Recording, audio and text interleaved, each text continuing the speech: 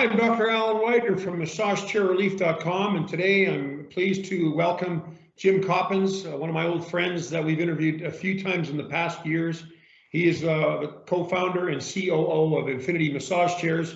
And Jim, you and I tried to get together last week, but things have been busy. Despite the virus stuff, everybody is still, it sounds like everybody's still keeping pretty busy, but tell me a little bit about how your life has been since this hit.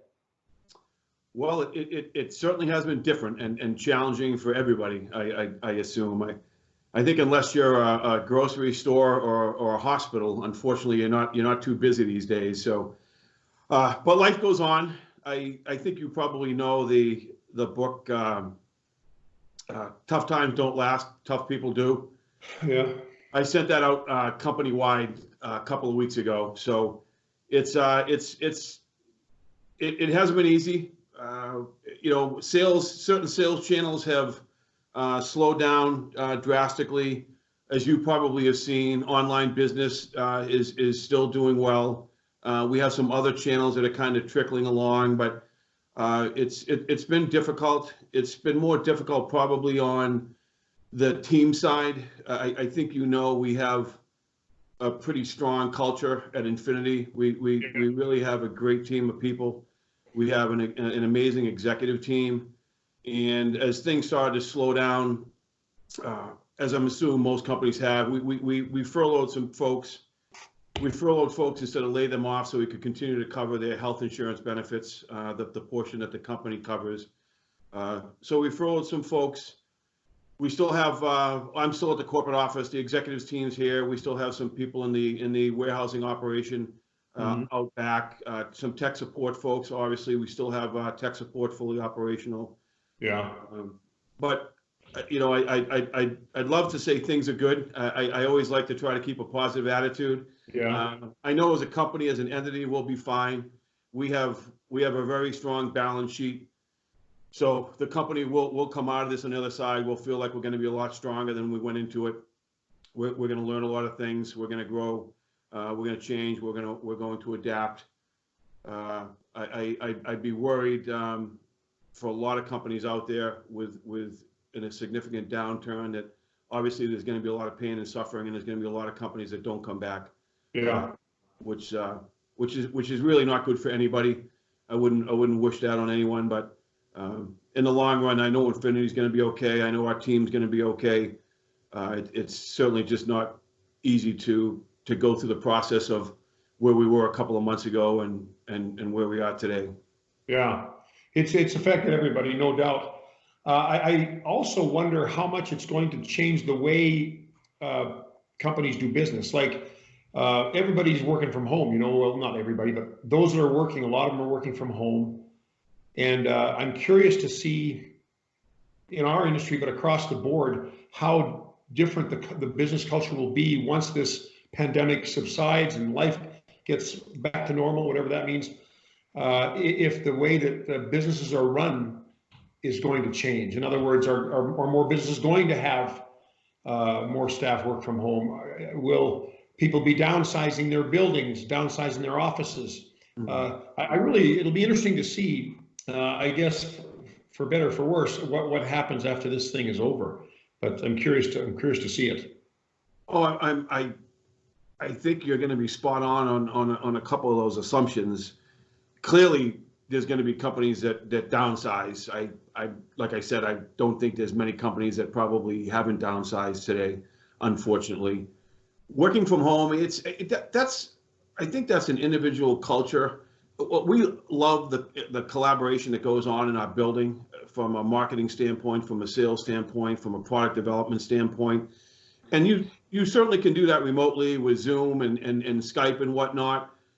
I just always have felt, and I know my partner, Michael Garceau, feels the same way, that collaboration when you're in the same room, and you're whiteboarding it out, et cetera, we always feel like you're better connected and it's a more fruitful meeting. But I'm sure there will be significantly more people working from home, at least in the short term, and not if the long term. It's going to be interesting.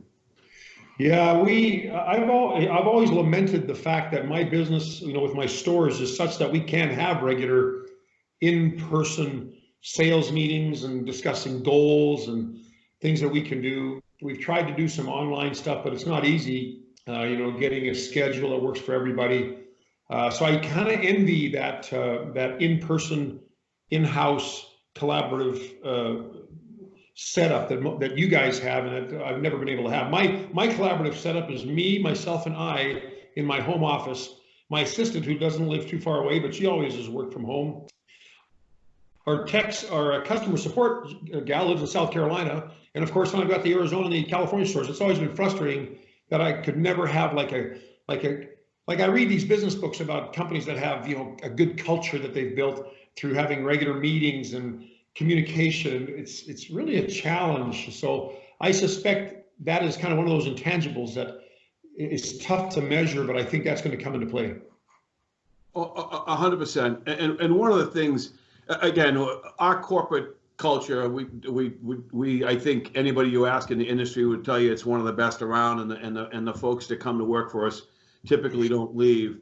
And that's definitely facilitated having everyone in one location. But even beyond that, Doctor, for you and industry wide or nationally or globally, we use a product that, not to give them a free tagline, Zoom. Our sales directors, we have a lot of sales folks out in the field nationwide, and they'll have a Zoom call, and the entire screen is filled up with everybody that's on that call, so you can see each other and interact. So I understand with the different locations and people kind of scattered around, it makes it more of a difficult to kind of have their cohesiveness as far as a team culture and a team building environment. But I think with Zoom, and I'm not sure if you can do that with Skype, it definitely benefits that, and you have more of a connection.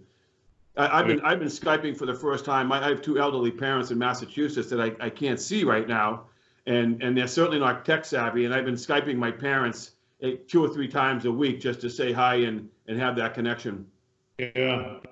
Well, I just signed up for Zoom this morning, as a matter of fact, so that we can start having these staff meetings. So Skype is a challenge. Sometimes Skype is challenging.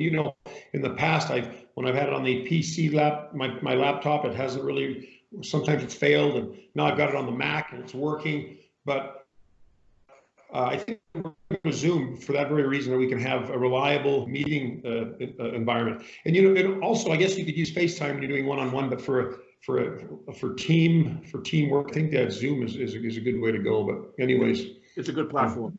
Yeah, looking forward to using it.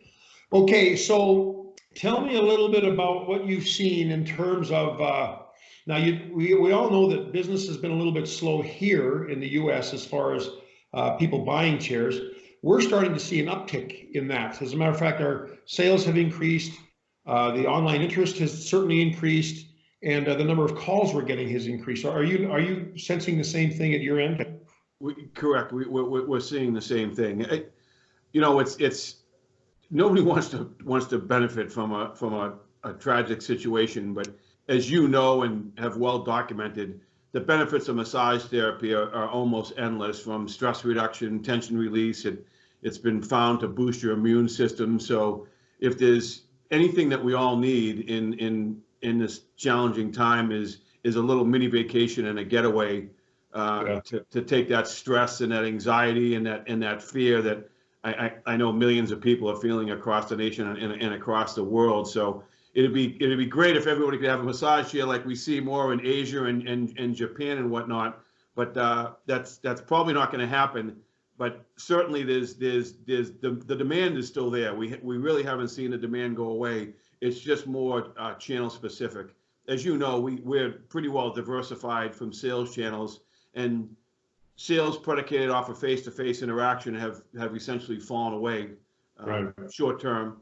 However, all the online type of sales channels of activity has increased dramatically. Yeah, well, that's good to see. I know just maybe a week ago or a week and a half, 2 weeks ago, it was dead. Like we were not getting calls. Of course, we had to shut our stores down because of depending on the state you're in, and the timing was different for each state, but everything shut down, and boy, it was quiet. And then we had an earthquake here, and it was cold and snowy. It just felt like the end of the world. But the sun's shining today. Calls and interest is up, and people are now beginning to maybe get accustomed to the this new normal and getting back to the things that you want to do. Now, tell me a little bit about how it's been for you from the, or unless you have something to add now, but I want to know a little. I just want to say, we saw a little bit of a similar pattern, maybe not as quiet as you did, just based on the size and breadth of Infinity. I think some of that was due to kind of the shock and awe aspect of what transpired, how significantly it increased as far as the pace of infections. But then I think the turnaround that you saw, that we saw as well to a certain extent, was predicated off of the fact of the government stepping in with a stimulus package for small businesses, for the unemployment checks, the increase in unemployment insurance, the checks that were going to get sent to individuals. And I think that gave people somewhat of a comfort level that said, okay, we're going to be okay. We're going to get through this. The government's going to, have our backs, and we'll come out of this at some point. So I think we both saw that. Yeah, and I think now, well, I can't say this for some states, but I know that the biostatisticians here in Utah are suggesting that the peak for the Utah coronavirus pandemic is going to reach its peak on Friday. And so I think there's also some hope, like, hey, maybe we're turning a corner here. I don't know what it is for New York. I know New York is in a tough way. I've got family in California, and two of my kids live there, and they say things don't look really great, but I think maybe we're starting to see the beginning of a turnaround. So let's hope.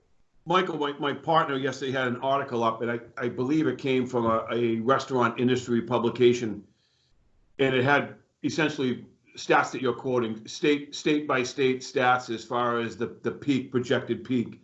And many of them are near term. Most are through the end of April. I think there might have been one or two that were pushing into May, but certainly you can look at that and have a little optimism.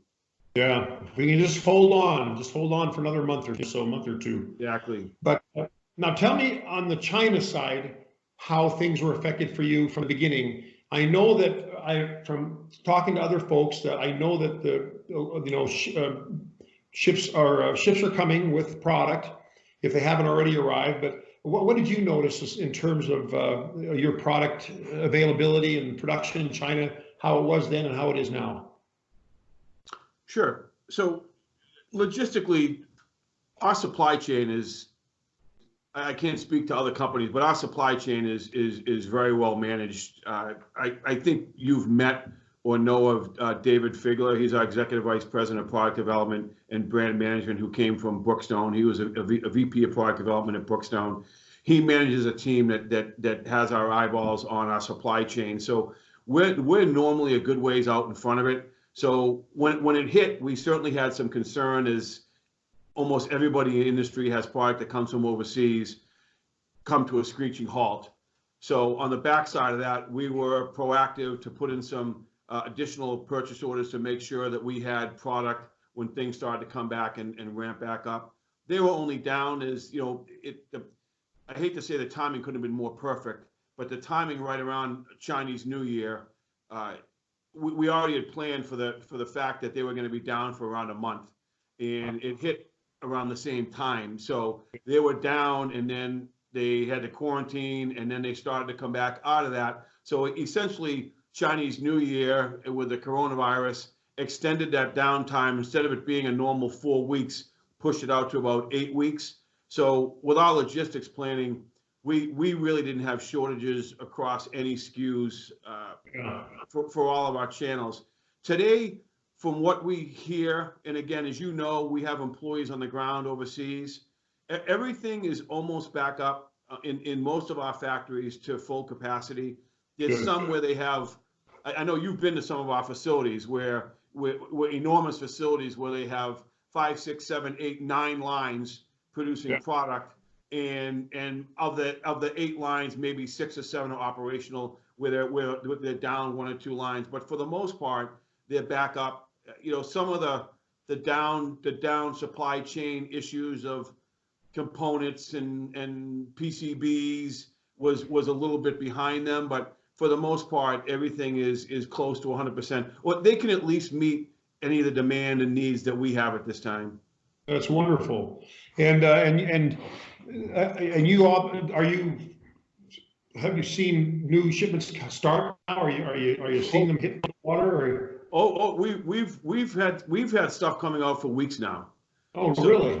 we have, as you know, Doctor, we went from kind of being the new kid on the block in 2010 to being the #1 premium massage chair brand in the U.S. in a short period. So we obviously move a tremendous amount of volume. And as far as the priority, when our manufacturer, when they know what our needs are and what we need to get out. So as soon as they were up and operational, I think within the first week, we had product coming from a few different people that we work with overseas. That's wonderful news. That's wonderful news. So it sounds like China has certainly turned the corner. And, I've heard numbers like 90% capacity, back up to 90% capacity. That's encouraging. And hopefully, like we were talking about earlier, the corner will turn or, be turned in the weeks to come for us too. But anyways, it'll be interesting to see how things play out over the next month or two. Any other insights that you have or input that you have about the whole situation or about the industry right now or anything going on? I touched upon it earlier. You've been around this industry, Doctor, for a long time. You were around it, honestly, before Infinity Massage Chairs came into the market. And I know you've seen probably more massage chair companies than you could count come into business and go out of business. I'm certainly, after the Great Recession of 2008, I would always warn a buyer, always, and I think you do a great job of telling people the facts and on who's a real player, who is not, and who's going to be able to service your product in the field and who is not. And to go out there and try to buy a low-grade product to get a cheap price, certainly in the last few years, that your manufacturer and your supplier may not be around anymore to service your product going forward. So I would always be leery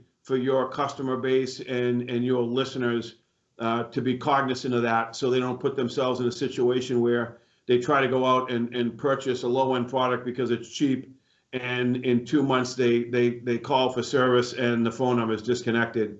That would be one thing. Again, what we touched upon earlier, I'm not sure in the U.S. like we know overseas in the Asian communities, they understand the health and wellness benefits you receive from massage therapy.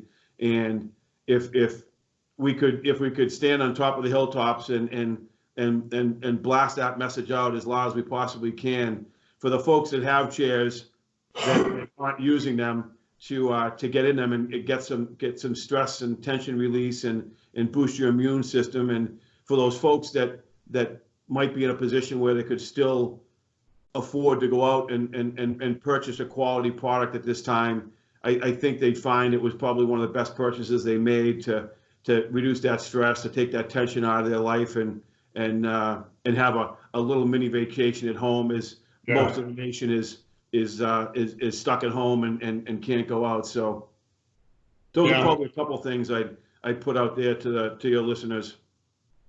Well, I agree with you. And you were talking about the quality of chairs and reliability and whatnot. We just posted a video late last night. It took me a while to record it, but we're comparing a cheap massage chair, because people call all the time about these cheap massage chairs and wondering why. And what's the difference between these cheap ones for $500 and a $5,000 chair that you sell? And we created this video and just posted last night. And we're comparing it. That cheap one, we bought a cheap one and we compared it to an Infinity Genesis. And so just so you can take a look at that video too, and anybody else watching can see that video. It's quite interesting when we cracked open the chair to see the difference in the quality of these chairs, the quality of the components, and there certainly is a reason why the premier chairs are more money. They're certainly built better, and that video kind of bears it out. That's great to hear. I saw it was announced. It came across my email. I haven't had a chance to look at it, but it's, Doctor, as you and I know, in the massage chair world, you absolutely get what you pay for. To think that you can go out and buy a chair that's $500, $800, $1,000, and to think it's going to be anything compared to a chair that's $3, $4, $5, $6, $7,000 obviously is a foolish bet.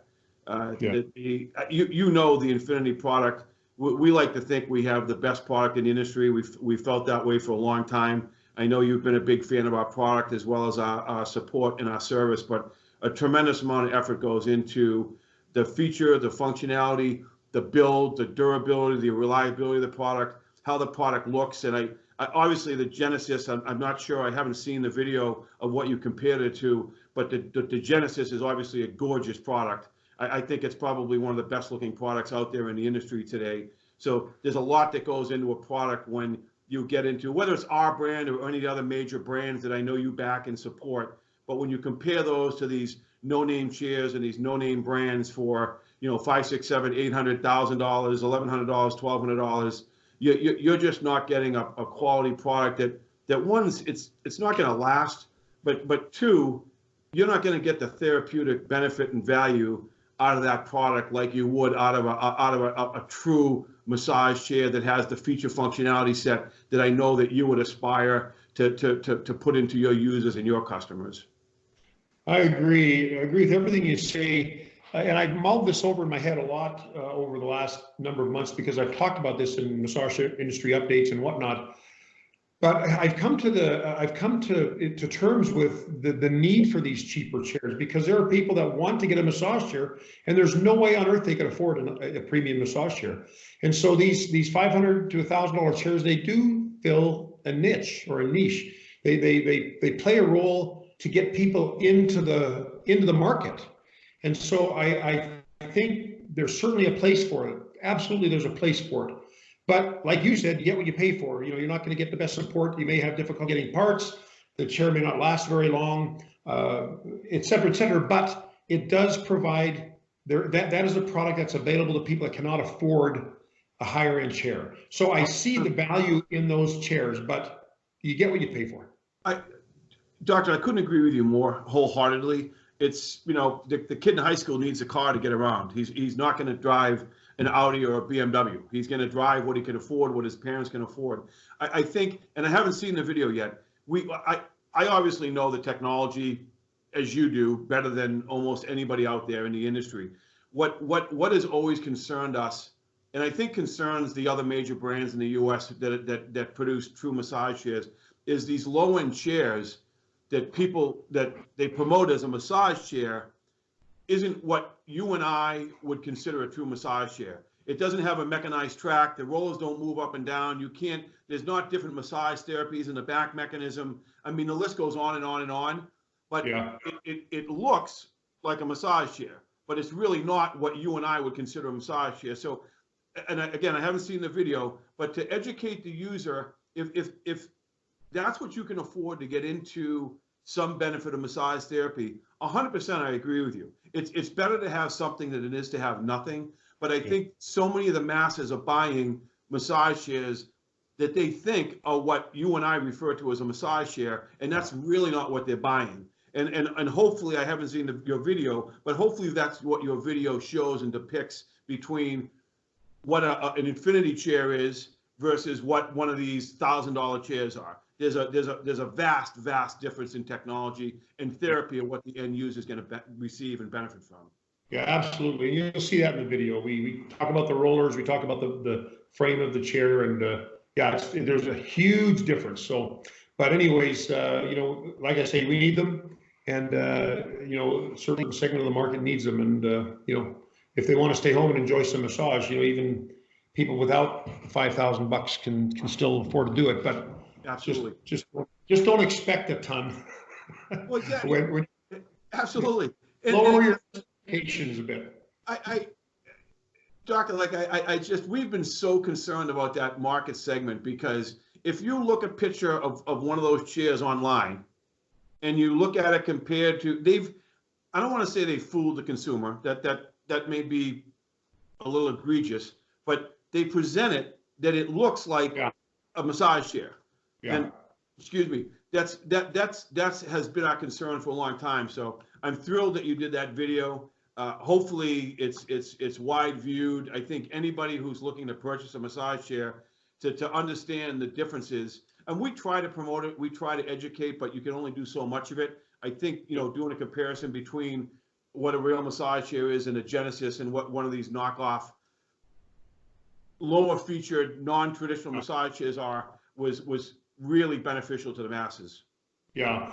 Well, I have my tech, Justin Milne. He's my local tech in Utah. And he's been doing massage chairs for years, and he's the one that kind of got me thinking about, you know, the things that could be talked about. And he kind of goes through it, and I'm just kind of observing what he's explaining, and it's kind of cool to hear him talk about certain things that are blatantly different. But anyways, hopefully it's a good video, and hopefully it'll be well received. But anyways, I'm sure if you had a tech with you, somebody who really is used to tearing into chairs and seeing what they're made out of and what they do, he was probably a great asset to the video. Yeah, I think so. And you know, I'm just, oh, sorry. I'm just a massage chair sales guy. So he can't trust me as much as he can an objective, unbiased technician. Tech. So you say that, doctor, but we've always valued our relationship because we've always felt like you tell it like it is. And I'll go back to, I know we've had a great relationship. You know, we have probably the best service in the industry. We try to produce the best products that we can put into the marketplace. But I'll never forget, I'll go back to, we had a chair that we dropped out of the lineup years and years and years ago called the 8100. And you did a review on it, and it was very unflattering. And again, your honesty and your integrity is what means the most to us, but also to your customer base. You say you're just a salesman, but I feel like you go out into the marketplace and you present the products with honesty and accuracy of what they are, of what they can do and what they can do. And depending on what your needs are and what you're looking for, you recommend products that are going to fit somebody's needs. So you say you're just a salesman, but to us, and I think in the industry, I think you're a lot more than that. So thanks. I appreciate that. Well, doggone it, Jim, it's been good visiting with you again. It's been too long, hasn't it? I mean, we run into each other all the time, but to actually be able to sit and do an interview, it's been too long. I know. Can I put a plug in that you still haven't come out and seen us out in our headquarters in New Hampshire? I knew you were going to say that. and I just want you to know that I will be coming out there. As a matter of fact, we plan on making a trip as soon as things settle down with the virus stuff, but I am coming out there. I promise you. And, you know, you can hold me to it. This is being recorded, but I promise you I'll get there this year. We really need to come out. I haven't seen your new facility, and it'd be nice to, you know, reconnect with Michael and the two Michaels and you. And Doctor, I wouldn't want you to come out until we were all safe and sound and we were comfortable that you could get in a plane and it wouldn't be an issue. So, well, we'd have to come at a time the restaurants are open so you can take me out for dinner. So absolutely. we're gonna work.